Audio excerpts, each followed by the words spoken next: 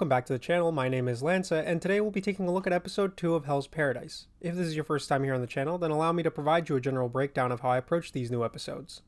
First, we'll start off with a quick, curt summary of the episode and main points of what happened. Of course, we'll skim over the finer details, but just enough to have a grasp on what happens in said episode. Second, I will break down the components of this episode and provide an insight on specific characters and their motivations. In particular, this episode lays a strong foundation for one of our main characters, Sagiri, which should be especially taken notice of. Lastly, we'll embark on a digital safari and take a look at the public opinion on this episode, and how the audience is feeling. Any doubts, hopes, or other concerns will be on full display so that you may get a holistic feeling of the community. As always, if you like what you see, go ahead and subscribe so you can join me every week for either episode breakdowns or more video summaries on different series.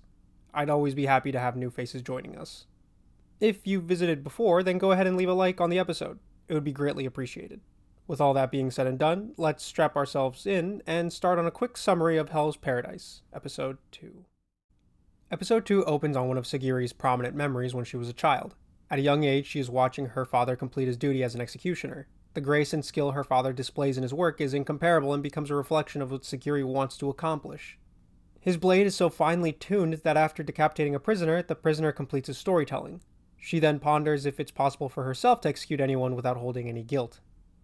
We shift back to the present and notice that Sagiri and Gabimaru have joined the rest of the candidates for the expedition to Shinseikyo. From Sagiri's perspective, we scan other adventurers and learn that several candidates are heinous criminals. Once again, we are treated to an explanation from the shogunate about the deal the criminals are being offered. If you retrieve the elixir of life and bring it back, you will receive a full pardon. The criminals, already rowdy on the details of the expedition, are shown the body of one individual who had returned from the island. His body is covered in flowers, scaring many of the criminals. The shogunate explains that they can only take 10 criminals from the large group because each individual will be paired with a monitor, an executioner from the Yamada Asemon clan, who will be tasked with executing them at any time on the island when they refuse to search for the elixir. The criminals begin weeding out their numbers in an all-out brawl. Sagiri is rushed by 3 men who she easily executes through. Her superior Aizen criticizes that she is still unable to detach herself from the guilt of killing an individual. Gabimaru raises a point to her guilt, in that he states that killing is never okay, but understands why he has to do it. Sagiri begins crying when realizing that her burden of guilt isn't necessarily a bad thing. The episode ends with all remaining candidates en route to the island. Episode 2 establishes one of the main internal conflicts for the character Sagiri. I've stated before that within the overall cast of Hell's Paradise, Sagiri is one of the characters who receives the most development. To understand her conflict, we need to take a look at her father's duty. Sagiri belongs to the Yamada clan, where Yamada Asemon are skilled executioners. Their duty lies in providing an efficient decapitation filled with no hatred or guilt, as shown by Sagiri's father when he completed his execution on a criminal. Her father's decapitation was so clean that the prisoner continued to go through the motions of explaining his story.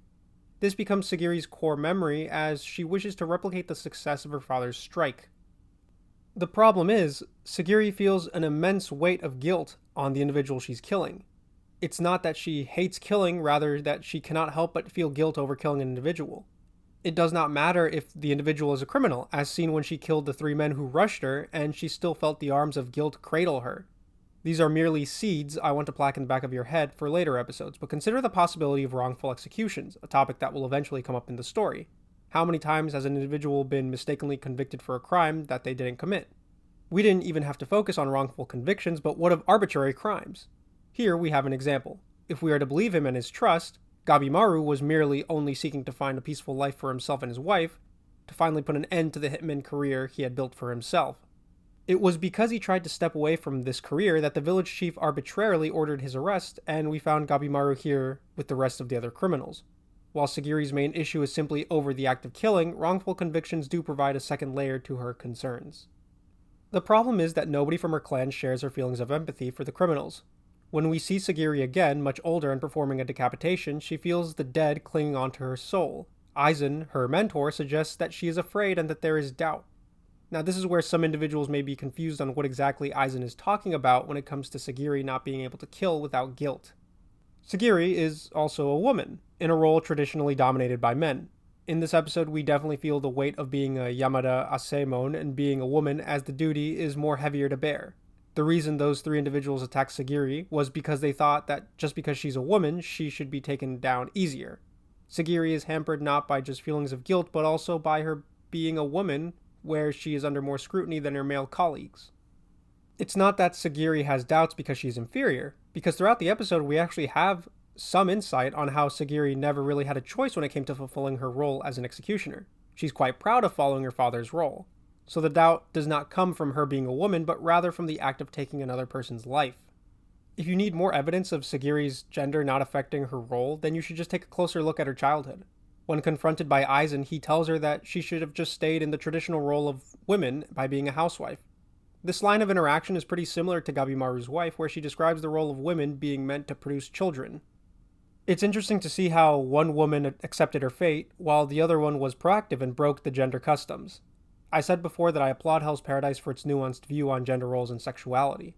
Sagiri is not just a woman who is strong just because she's a woman, but because she wants to show others, and she shouldn't be classified weaker merely because she is a woman. Sagiri understands that the Yamada clan deals with dead bodies, their autopsies, and medicine related to those dead bodies. But it's because of the pride she had in her father's decapitation style that made her want to pursue the career of an executioner. Even if she would be bullied by other children for belonging to a family of neck choppers, she didn't care and bullied those children back. From the first episode, we already established that Sagiri is competent in her abilities, and she has a compelling reason to partake in the island's expedition. The guilt that she holds is reflected within the blade. As said in the first episode, an individual's true nature is reflected in the blade. We were able to see Gabimaru's true intention of wanting to see his wife. Sagiri first saw her true nature within the blade when she was a child, and there's many interpretations on what the skulls, more so death, reflected back at her. I don't think the skulls indicate that she loves murdering, in fact the exact opposite. The skulls, the death, all represent her fear of wanting to kill others. It is a haunting image that scared her. I don't think it traumatized her, but just made her aware of the role of an executioner. It's unfortunate because it seems like she may be the only executioner who feels guilt after killing someone, as opposed to the rest of her colleagues who feel indifferent when committing their executions. Sagiri's answer to her moral doubts of killing is by finding an individual who is pure evil. An individual who is devoid of any humanity so that when she does kill them, she'll feel like she's not really killing a person. That's the role of Gabimaru in this episode, but ultimately fails. Gabimaru the Hollow, a bit on the nose for this one, is seen as someone who is devoid of emotion and could have cured Sagiri of her guilt. Instead, based on the first episode's conclusion, that Gabimaru is just a man ordered to murder, not because he likes murdering. He's been given a completely different identity merely based on others' perspectives. These conflicts all come together as Gabimaru kills several men only because he needs to see his wife. Sagiri sees Gabimaru covered in the same guilt she feels when killing others, but realizes that he's already accepted it. Keep in mind that throughout her upbringing, Sagiri was criticized for her inability to produce a perfect cut devoid of fear, which opened the door for her being criticized for being a woman. Aizen is one of the main critics as he straightforwardly tells her to not partake of the expedition because she's lacking in her skills. It's when Sagiri sees Gabimaru murder the other criminals, but still hold on to their guilt, that she starts crying. It's like she finally understands that the guilt she had been carrying was never a bad thing. Gabimaru explains that not wanting to kill another person was completely rational. This in turn makes Sagiri understand that this problem of carrying the guilt of killing was never bad to begin with. In fact, this paints the rest of the executioners in a negative light because they seem more robotic than anything else by executing without guilt. From this interaction between the two, we see the idealized version of Gabimaru shatter and see his true personality.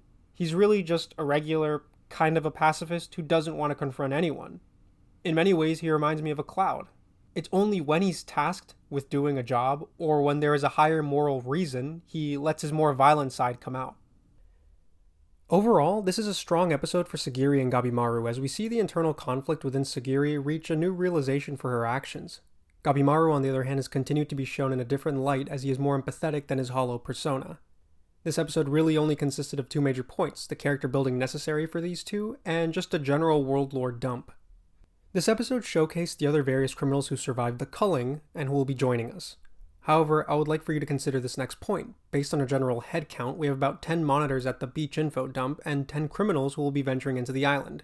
I really don't want to say more, but there's bound to be a character many of you will fall in love with and grow attached to in this Battle Royale-esque setting. If these first two episodes have shown me anything, it's that Mappa has been dying to animate the island already. These two episodes have been extremely gloomy, dark, not really that lively, but just based on the corpses we've seen, the flowers and their saturated colors are only hints of what's to come. Even then, the fighting and its intrinsic violence that it's known for in the manga shows on full display when Gabimaru tore out flesh from his opponents. It just makes me all the more excited for what we're about to see in the very near future. We return back to the digital safari as we now have 4 different takes on the latest development of Hell's Paradise.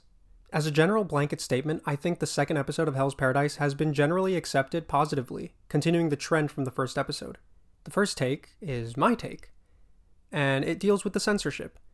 Manga Sagiri is supposed to be way more naked than her anime counterpart, and I believe that one of the main reasons why is because of its broadcasting limitations and inherent first takeaways. In this day and age, the moment an anime viewer sees so much as a jiggle on a woman's body, they cry out, "Fan service, fan service." Hell's Paradise's nudity and more intimate scenes hold importance for the character's development. However, even I can agree that you can't be showing Sagiri full-on naked constantly because it then starts to come off as fan servicey. I'm happy with what they've shown us. It would leave a strange first impression for an anime only if they were to constantly show Sagiri naked. I think what we've seen is enough for us to understand Sagiri's mental conflict when she does kill someone and gets the point across. The second take is this.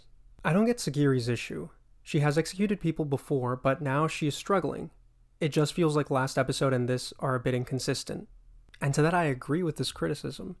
I think the first chapter and episode were meant to focus solely on Gabimaru, so as we peel back the layers we realize he has a bit of nuance to him. Then for the second episode and second chapter we can really see Sagiri's true personality and what's really bothering her. I don't think this is a problem inherent with the anime or the adaptation. I think really this is just a problem of the series. You could have shown it in the first episode, but you really wanted to focus on the main character, or one of the main characters. So with this, I agree. Take 3 focuses on this. I really like Sagiri's character. Maybe even more so than Gabimaru at the moment. I know he's got a wife and all, but if anything happens to her, Sagiri would be a good second. Will be cool to see them fight together. So this is actually a pretty funny point that new fans will be making. Gabimaru is constantly around Sagiri, and as proper shipping wars go, and even from the opening, people really seem to want Gabimaru and Sagiri warming up to each other, even though Gabimaru does have a wife, so keep that in mind. But the first part of this comment is really what made me so attracted to it. It's the thing that Gabimaru, like I said before, isn't really that much of a complex character. If anything, we've already gotten over the complexity where that he does love his wife. Sagiri, on the other hand, gets so much growth and development. She's an amazing character through and through. One of my probably fan favorites of the entire series. Hopefully this commenter will be getting exactly what he wants. And our last and final take. I hope there's some fun Suicide Squad shenanigans on this island, cause everything else seems pretty cliche. Now let's take a look at this comment. In many ways, this anime kind of is like a Suicide Squad because you have a bunch of characters running around. They get some development, some get more than others. Well, I can't really say more on that, can I? I think the title Suicide Squad comparison should be already firing off some bullets in your head. And to that extent, to the second part of his comment, it seems a bit cliche. I think that's the problem with the inherent first 2 episodes where they're just really dumping everything and you're meeting characters and the dialogue isn't really that crazy or off the charts. It's just more conceptually when we get to the islands. So hopefully this commenter can hold on for about 2 more episodes. Honestly, considering in hindsight, the next episode might really kick things off because just seeing the general timeline, it gets pretty crazy very soon if we're going to try to fit everything in 13, at least the first part of the island in 13 episodes. With all that being said, that concludes episode 2 of Hell's Paradise's weekly discussion breakdown. If you're a new viewer, then go ahead and leave a like. If you're a returning viewer, then also leave a like. My name is Lanza, and thanks for joining me today, and I hope you all have a great day.